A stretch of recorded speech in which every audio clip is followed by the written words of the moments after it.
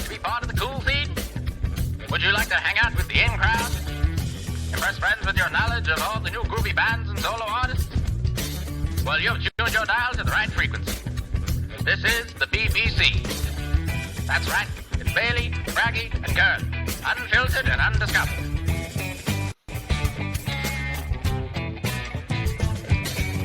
Over to you, Curly. And welcome to the Unfiltered and Undiscovered podcast with, of course, the BBC. We have Bailey, Braggy, and Curly. So before any other ado, let's welcome my co-hosts. Firstly, directly from the world capital of lockdowns and home of the secret society of Spud, we're talking, of course, about Melbourne. And please welcome Matt Bailey. Hello, Curly. How are you? Fantastic. And from the home of Maxine's baked potatoes and their famous Mexican Spud from Adelaide, please welcome Dave Bragg. Hello, guys. Rundle Mall, I reckon they're in. Is that right? They're quite famous for their Mexican Spud. Anyone who can put some Mexican into a baked potato is all right by me, I reckon. So good to be here, guys. Absolutely. We've got an exciting show. We've got an Undiscovered session. We're featuring Jeff Allen. He's from right up here on the amazing Redlands Coast. Welcome to the show, Jeff. Thanks for having me. Now, during the course of the night, we're going to be sharing two of Jeff's songs. Jeff's been an accomplished muso for, a couple of years, Jeff. Is that fair to say, a couple of years? Just a couple. So to get the ball rolling, let's hear a little bit about your musical journey. Just a snapshot, but just tell us about how you got into it and where you're heading with it. That's probably a longer sort of story, so I'll probably cut it down as briefly as I can. I was living overseas in Asia with my parents as a boy, and all I had over there was a radio, no TV, and so I managed to snuggle a radio and I was listening to and then was Beatles and Rolling Stones and all that sort of thing. And at that point, I thought, I want to play guitar. That would be cool. So at the age of about 9, my parents bought me a guitar and hired a Chinese teacher who could just speak English and started teaching me. And I learned for a few years and came back to Australia. And I actually enrolled in a music school and didn't last very long. Didn't like it very much, and found it uninteresting and left that along the wayside and ended up getting an apprenticeship and getting a real job, and just played guitar for some years in bits and pieces around town. And then I moved to Brisbane later in my years, and while I was in Sydney, I wasn't open to a lot of the music scene back then, but I spent a lot of my time following bands and going to gigs that I've got plenty of stories to tell. But and then I moved to Brisbane. I met a whole swag of musos, real diehard. So I got involved with them and got into a few garage bands, and then we got out and played a few gigs, and that went from there. And I actually battled with anxiety for a lot of years, so that was difficult for me to get over playing sort of live. And for many years I wanted to record, and so as time went on, I've been writing tunes along the way, and not thinking that they're any good. I recorded an EP quite some years, about 10, 12 or more years ago now. Okay. Did a couple of CDs. There was a few originals and other covers, and then as time went on, I started doing some solo stuff, and I didn't enjoy that a lot. So been in and out of bands, and then I had an epiphany, and looked in the mirror one day, and this is, I'm still thinking I'm a young, 20, 30-year-old bloke out there, and I got my life in front of me, and I've still got time to be a rock star. And I looked in the mirror one day and thought, mate, your time's done. So what are you going to do? And so I sat down and did a bit of soul searching, and so the one thing I wanted to do before I left the planet was write and record some songs, and it's been a dream all my life. And so there was a point in time where it was, okay, how am I going to do this? Because I'm not a trained musician per se, but I've been around for a while, and so I started writing, and the songs that came out as they were, and I listened to them even today, and I think, I could have done this or there, I could have done that there, or done this here, but they're all done in a home studio, and there's a lot of time and effort put into it, So and the first few songs were experimental because, from my perspective, because I didn't actually have a band per se. So when I went into the studio, I went into with Afterlife was 4 chords and an idea. That's it. That's all I had. Nothing else. And I booked, and I sat and I was trying to write, and I was trying to put together melodies, and I'd get play through it and that sounds good, and I'd sit with that, and I'd come back and play it again, and it's like, that sounds crap. And so I kept ditching it, and then the point came, and I rang Luke and I said, mate, I'm going to book a session. And he said, oh, what do you got for me? Can you send through a demo? I said, no, I've got an idea. I'm going to come to the studio and we'll work it out there. And, for most musos that do recording, that's an expensive exercise. So going in and doing that. Absolutely. But that's what I did. And so I would, that song in particular, I kind of built bit by bit, and played all my songs. I play as much as I can on them. Firelight's probably the only song that has a string pad in there, because I couldn't get anybody to play strings, and I couldn't do it myself, so we kind of put that in there. But so it's been a bit of a journey, and doing it all myself, and me and Luke, which is the young engineer that I met some years ago, and he was only fresh out of university, and we just became friends, and so he's he built his father's a builder, so his dad built him a very cool space, and fitted it out, and once he got himself up and running, we went in there and had a bit of a play around, and then when we were all had got to know each other, and everything seemed to gel, I thought this is a good opportunity to record. So I'm not getting any younger, and I'm looking at you guys at the moment, and you guys, I've got a few years on you, but and that's where it all came from, and I'm still writing, and doing,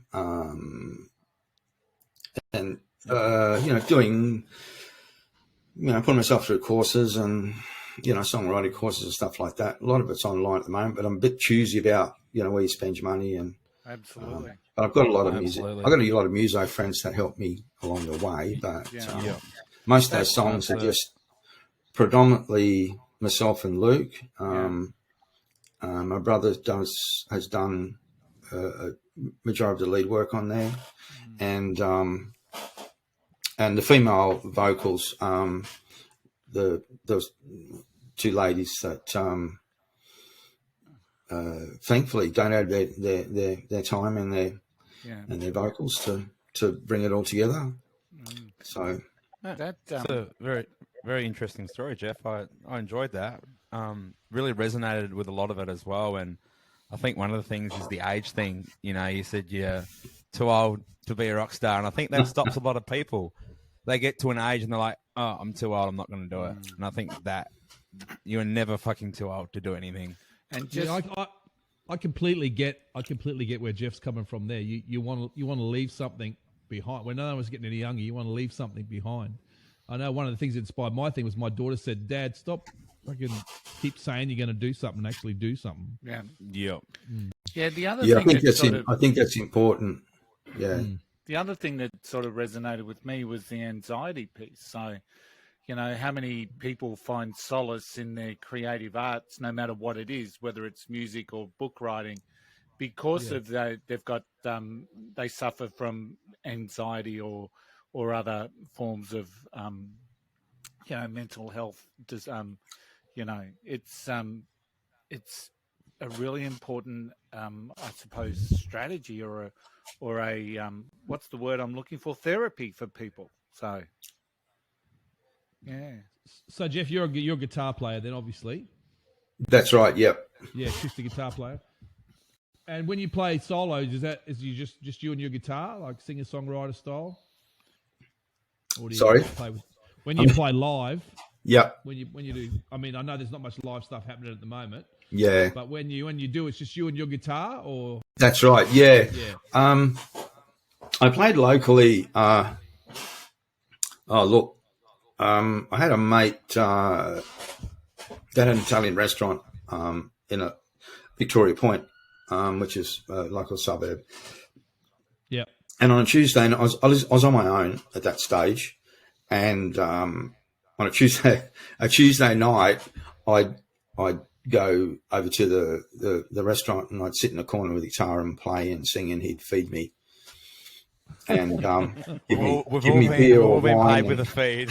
Yeah. and I'd sit and sing a few songs, and I used to do stuff like that. I did a lot of solo stuff.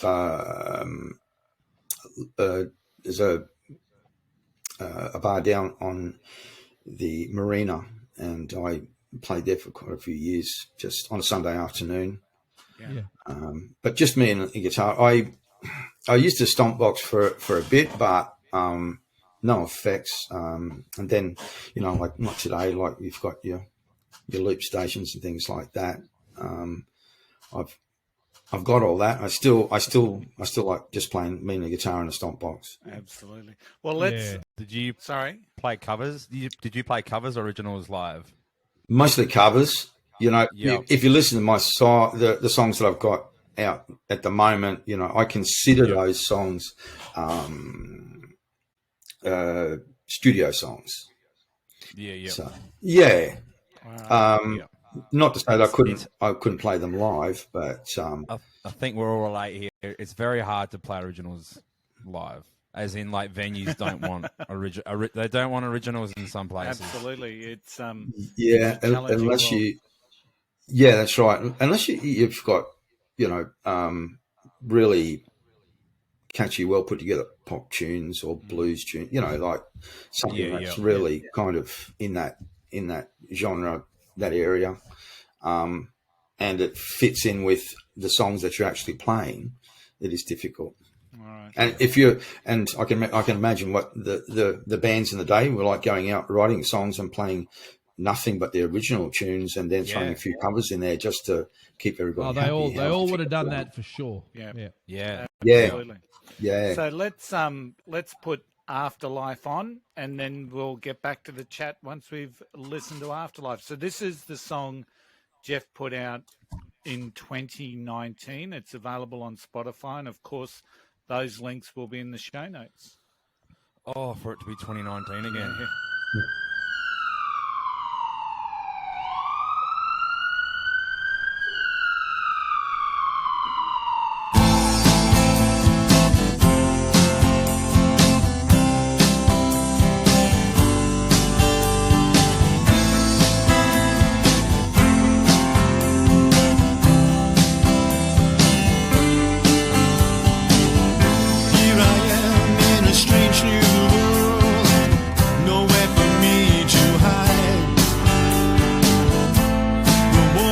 Surround you, too high for me to climb. The longing to be close to you comes so perfectly true. Above me a sea of faces, but none of them are you. Across the rivers and the valleys, to the summer.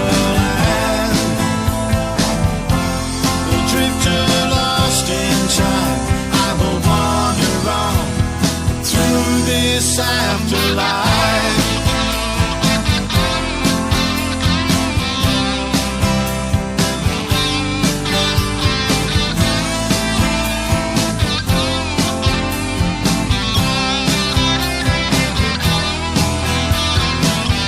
Here I am, paralyzed, drenched in this wretched pain. Rolling clouds black the sky. Shadows paint the scene.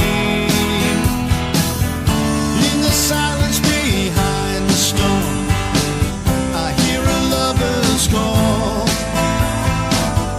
Feel the fire that's burning. Try to make sense of it all. Across the rivers and the valleys, to the summer land. Lost in time, I will wander on through this afterlife. Across the rivers and the valleys, to the summer land. A drifter lost in time, I will wander on through this afterlife.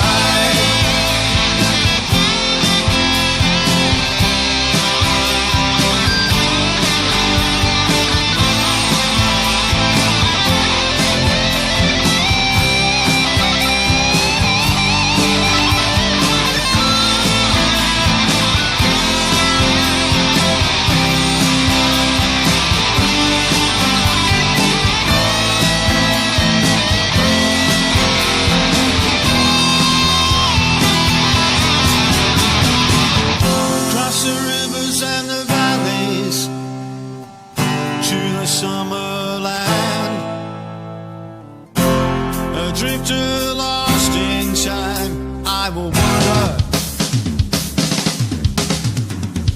across the rivers and the valleys to the summer land. A drifter lost in time, I will wander through this afterlife.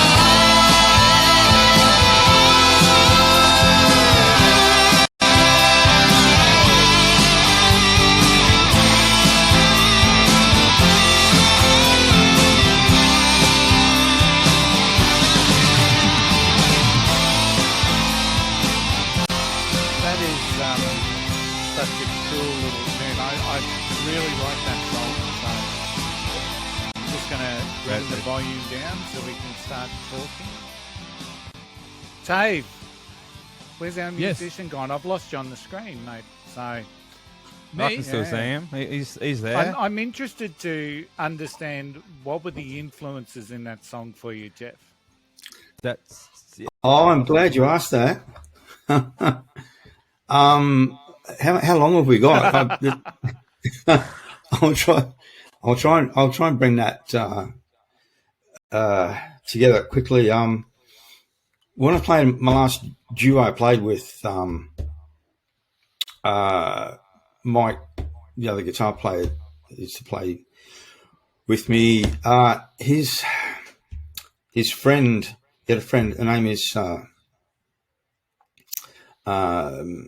Julie Wallace, and she asked us to play a charity gig. You know, Julie's daughter Zara. If in 2016, Zara Zelnick was sitting in a cafe on London Bridge when the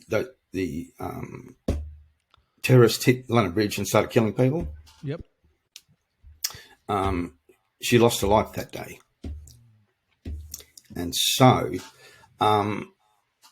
it was early days, and she was a local girl, and so we played a gig, and it was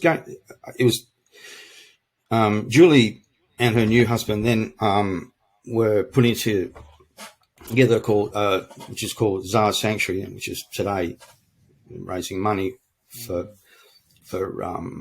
families that have had loved ones that have been murdered or killed in violent situations. And so we were asked to play at this gig, and it was down on the foreshore at Raby Bay. And what happened was that it got that big that council said, you can't have it down, there's too many people. So they moved it to the Cleveland Showgrounds.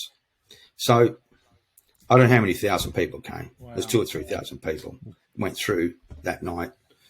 And when I come off stage, my phone went off and it was going, I saw you on Channel 7, I saw you in the news. So the news were outside somewhere. So we ended up hitting 9 News and 7 News, all that sort of thing, which was, 15 minutes of fame.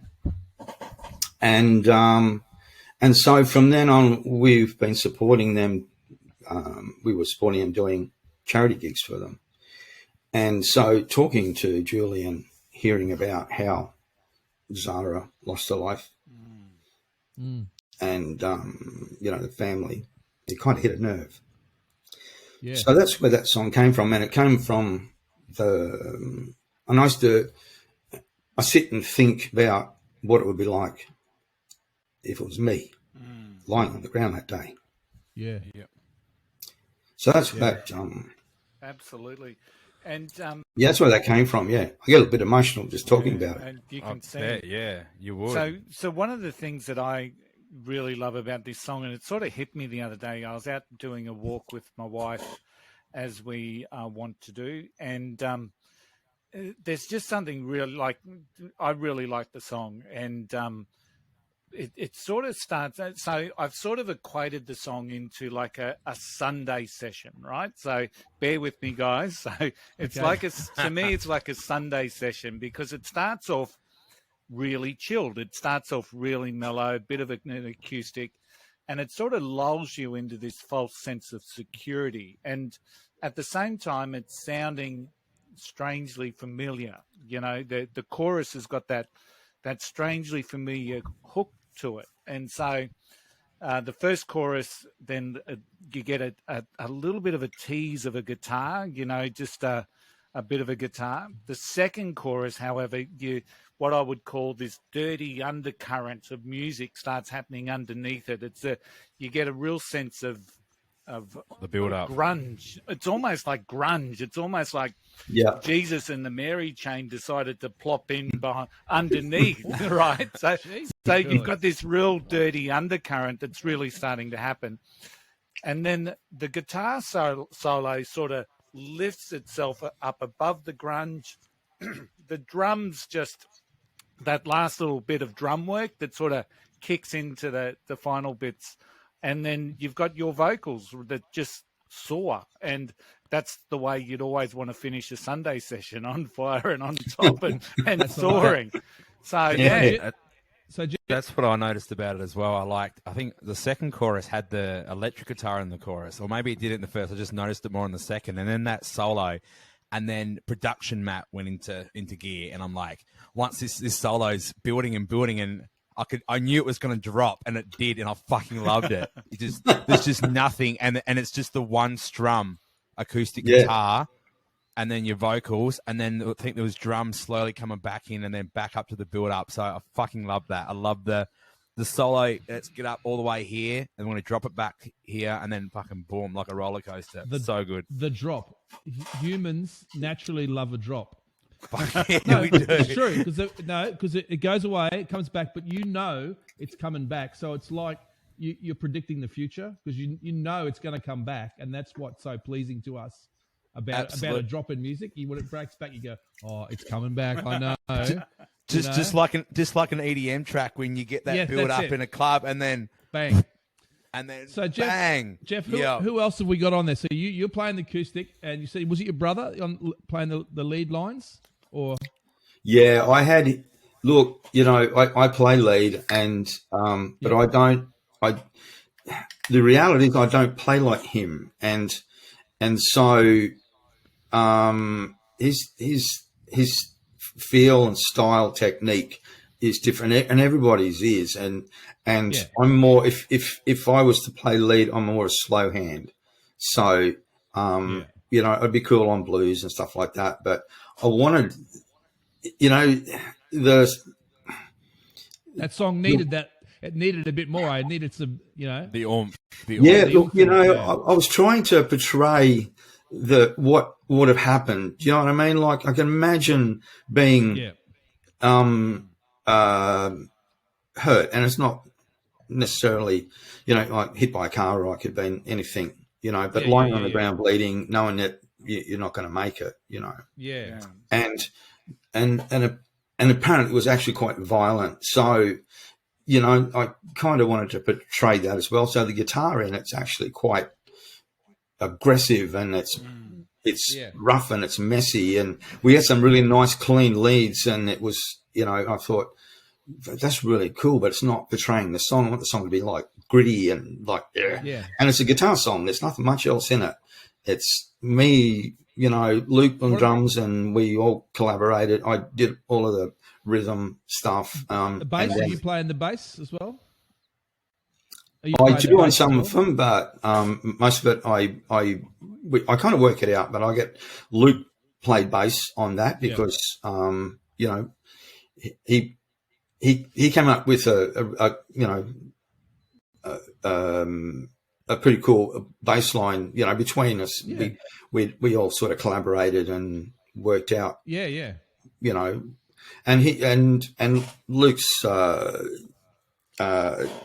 Helps me with the production of it as well, so, and I didn't have a lot of, when I did that song, I didn't have a lot at my disposal. I didn't have much at all.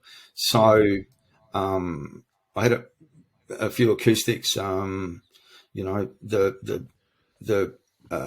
gritty guitar was a Les Paul standard, run through a Fender Deluxe. We might do it up. Very nice. So nice. We're talking gear now. Yeah. What were the acoustics? What were the acoustic guitars? That was actually my brother's. Hang on a second. Let me think. That was my brother's Canadian-built Seagull. Oh yeah. Yeah, isn't that exciting?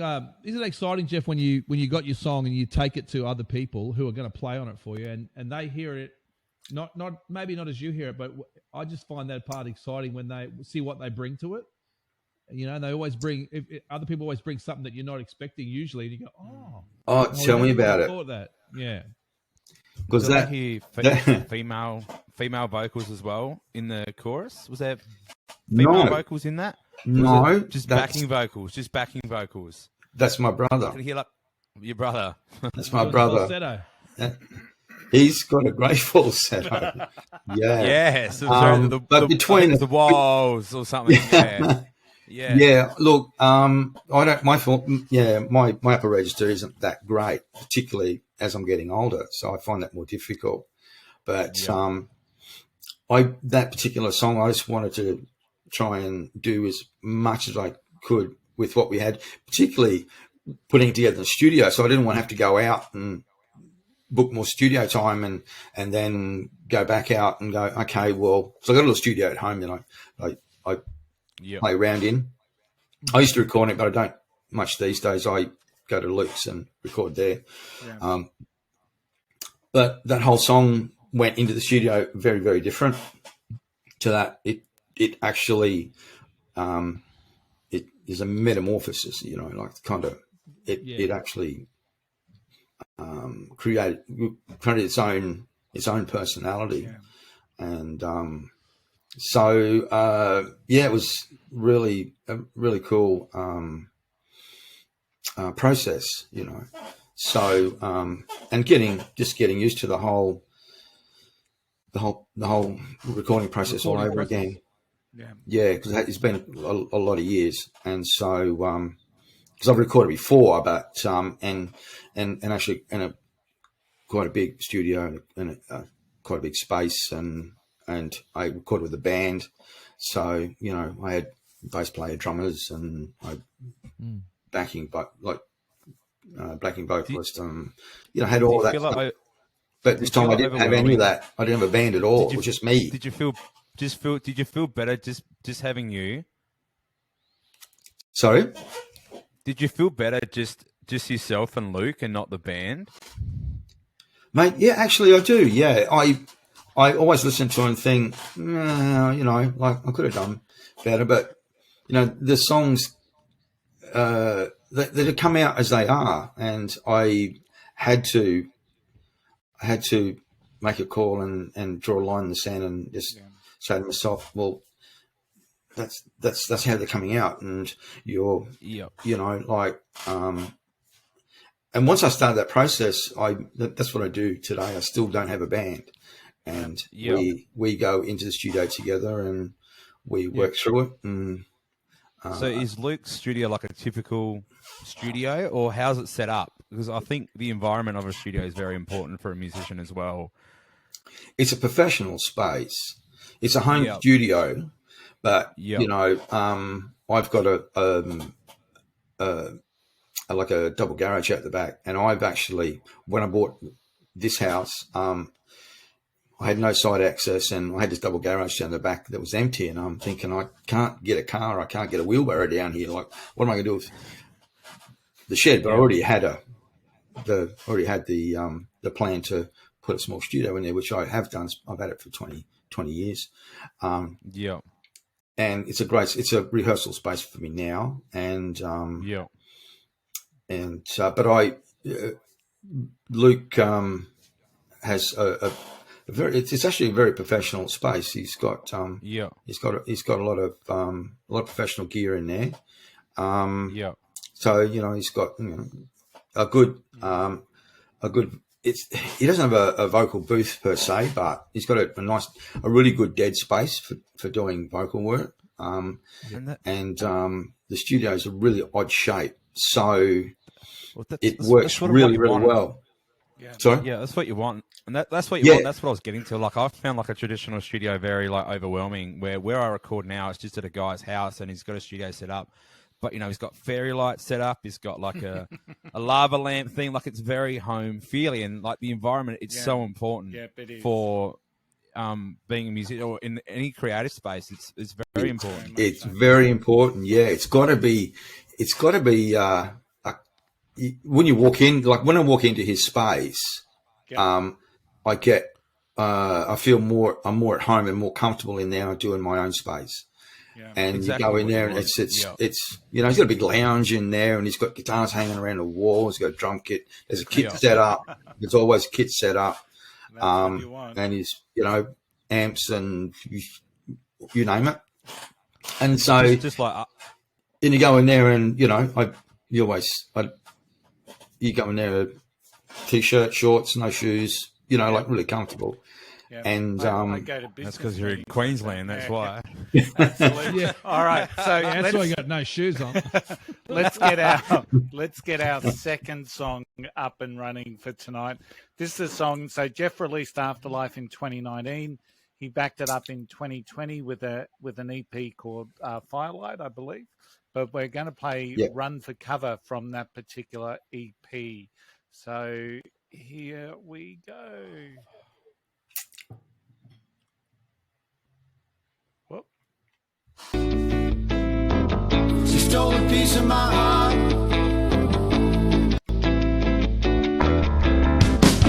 Gotta run, run, run, run for cover. She stole a piece of my heart. Now I'm in trouble. She spins a web in the devil style, seduces you with a vixen smile, takes you in with a strange kind of love. I'm caught in a trance, and I don't stand a chance. Why won't she just let me be? Gotta run, run, run, run for cover. She stole a piece of my heart, now I'm in trouble. Time again I feel desire burn, not knowing where this love will turn. Why won't she just set me free? If she gives her heart away, I won't last another day. I just need something to hold on to. Gotta run, run, run, run for cover. She stole a piece of my heart, now I'm in trouble.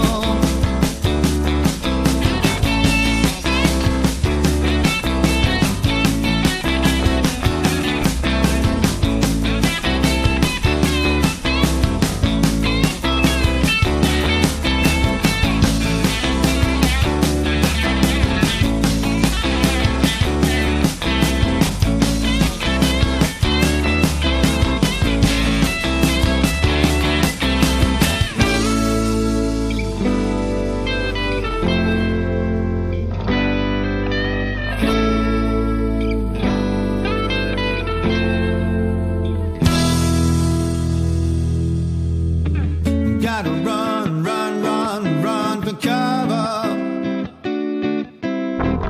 She stole a piece of my heart, now I'm in trouble. Gotta run, run, run, run for cover. She stole a piece of my heart, now I'm in trouble. Gotta run, run, run, run for cover. She stole a piece of my heart, now I'm in trouble. She stole a piece of my heart. She stole a piece of my heart, now I'm in trouble.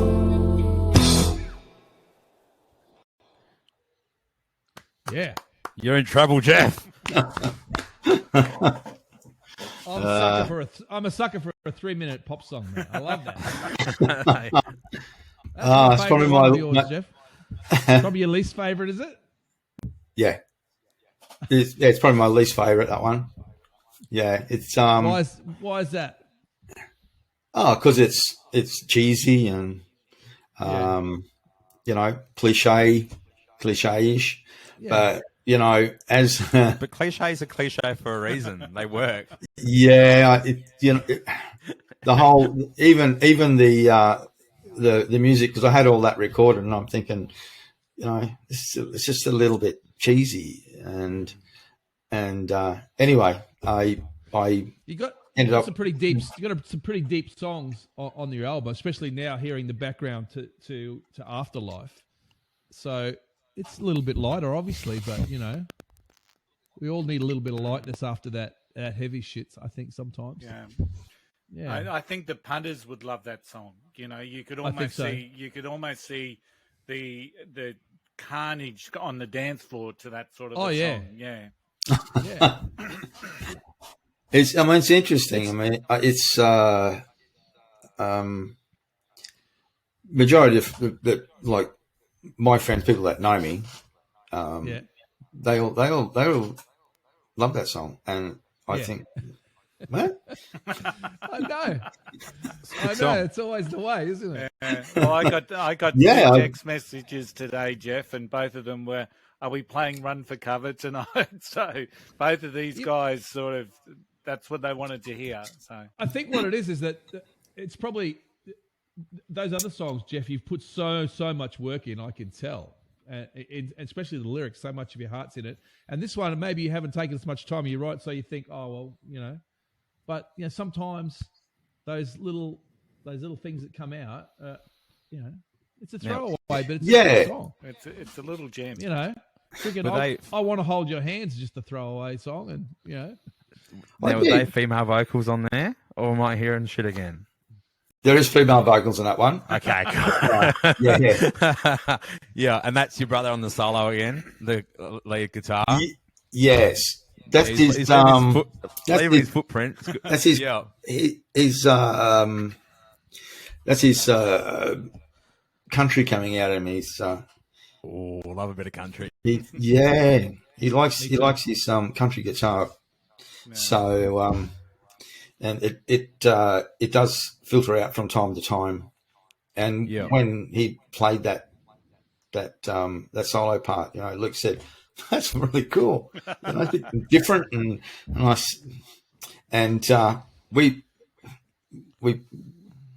picked that particular one, and the song will be the same without it now, obviously, but but it's very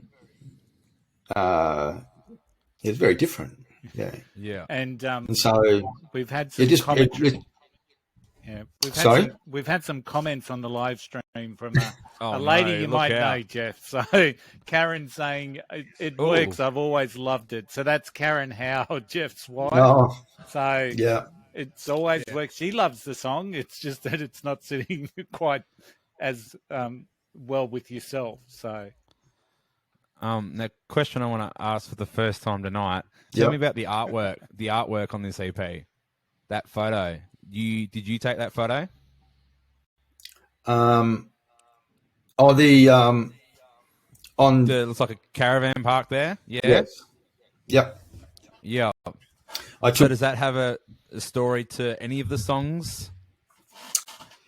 Not particularly. I was toying with the idea because not being au fait with how because the way music's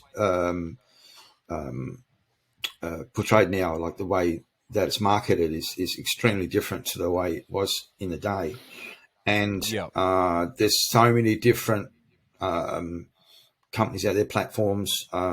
So I did a lot of research, and then I've got friends that have got songs out there, and I go and check their songs out and listen to them and see what they do for artwork. And some of them are very basic, some of them are just drawings and pictures, and some are quite detailed, Yeah. So I wanted to do something more old school, classical kind of thing, Yeah. And I was just flicking through my phone one night, looking at photographs that I'd taken. I thought, look, because what I was looking for was a photograph of myself. There was a photograph that was taken of me sitting at the front of the house when I was a kid with my first guitar, and it was it was as big as me. So I'm sitting there like this big guitar on the front step of the house when we were living in Asia, And I thought that would be very cool, just to have a photo of that. Me as a kid on the front of it, but I couldn't find it. Yeah, I'm flicking through my phone, and I had all these photos that I was taking of sunsets when we were camping in the caravan, and I remember taking this photograph of the trees. Excuse me. This particular evening, I'd taken a few, so that one in particular caught my eye, and I just put it aside, and then of course. I sat down and I'd got this app that my wife had told me about. And so I started, playing around and putting things on in front of it. Anyway, I came up with that. I did it on my phone. I saved it and I sent it to myself. And then when I was ready to actually, when I started uploading the songs, I need to obviously put artwork. So when I was ready to actually go through that process, because I've not done it before, so I wanted to do all that myself. So so I did the research and worked all that out, and then found a company that I wanted to release them through, and did all that. And I thought, well, I'll attach it and see what it looks like. And it came up pretty good. I thought that looks all right. Yeah. So, so that's how that came about. But it was very simplistic, and I did it on my phone, which was really interesting. But it came up really well. Really like the idea of you using a photo that you've taken, even if it has nothing to do with any of the songs, because someone could look at that and that could mean something to them. Just like the reason you write a song, you could be going through whatever you're going through, but someone else hears it and interprets it in their own way as well. And exactly, I think, it can be interpreted. Songs have a weird thing of like I've listened to songs like 5 years ago that meant something then, but now they mean something completely different, which is it blows my mind.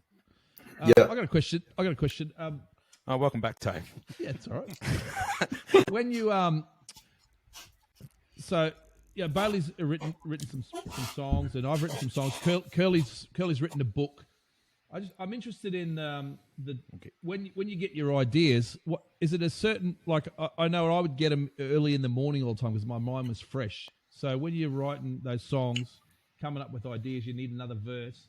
Did you find there's a certain time or certain mood you're in, or whenever when those things would come to you when you're creating? You know what I mean? Absolutely. I'm just trying to think of how to answer that one, because everybody's got different ways of in different times. I remember reading about Keith Richards. He kept a recorder by his bed and a notepad, and he'd wake up at 3 o'clock in the morning, and then he'd be singing melodies and scratching lyrics out, and then he said it'd just go through my head, and he said because he obviously had a studio at home, so then obviously off he goes, But for me, that something doesn't work for me. Interestingly, when I have a real job during the day, and I'm a contractor, and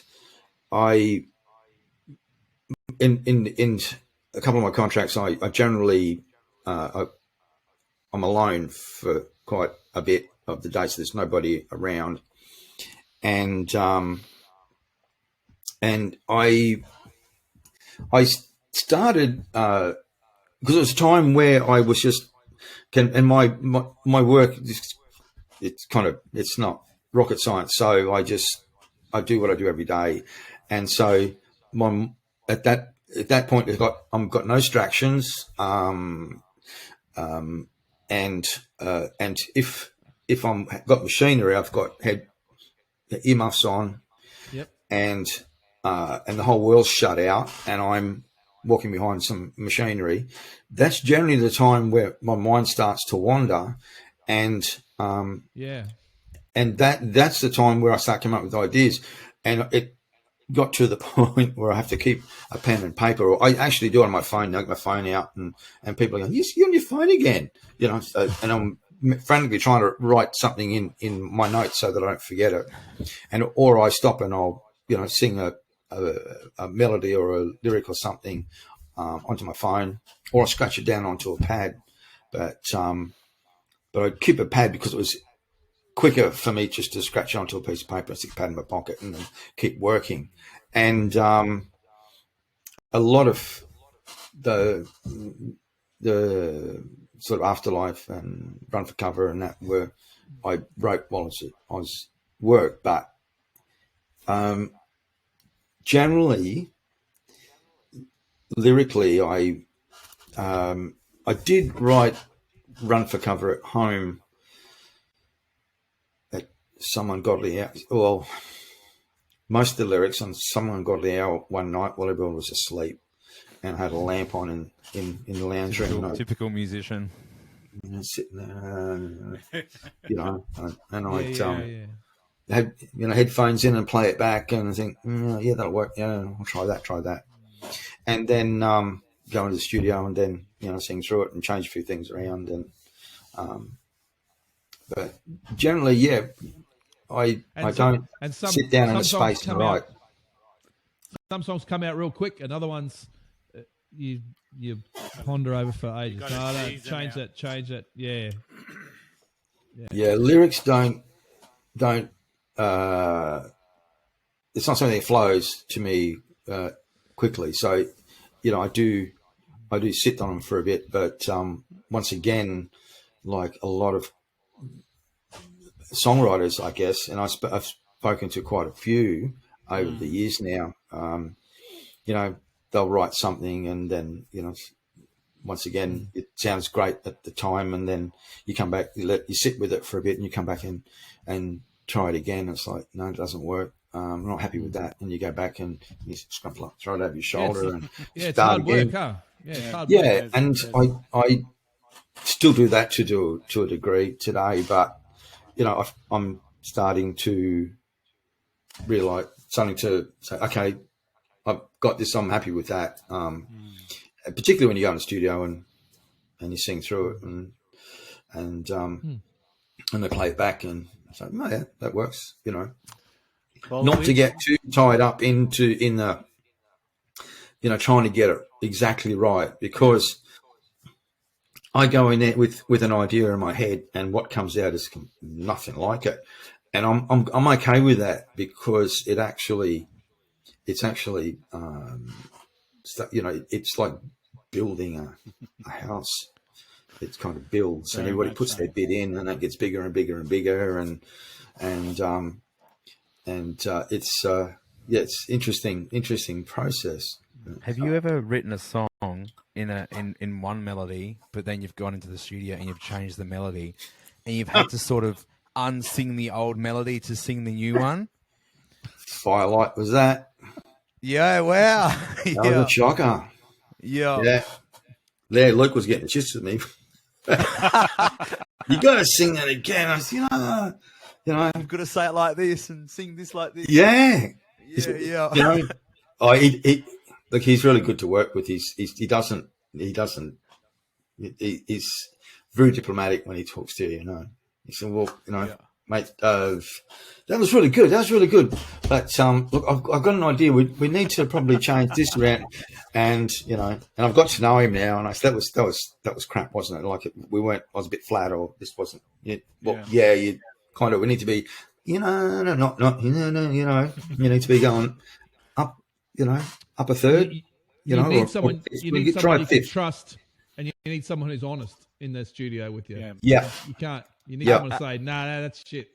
Absolutely. But it has to be someone you trust as well. Yeah. So absolutely, and you got to not take it personally as well. Like right, exactly right. Like I think we have this fucking ego thing. Like we want to play every instrument and everything, and you always hear if you look at the song credits on songs, there's so many songwriters on there, and there's nothing wrong with that. There is nothing like people who are not musicians, except for Curly, because you're one of us now, Curly.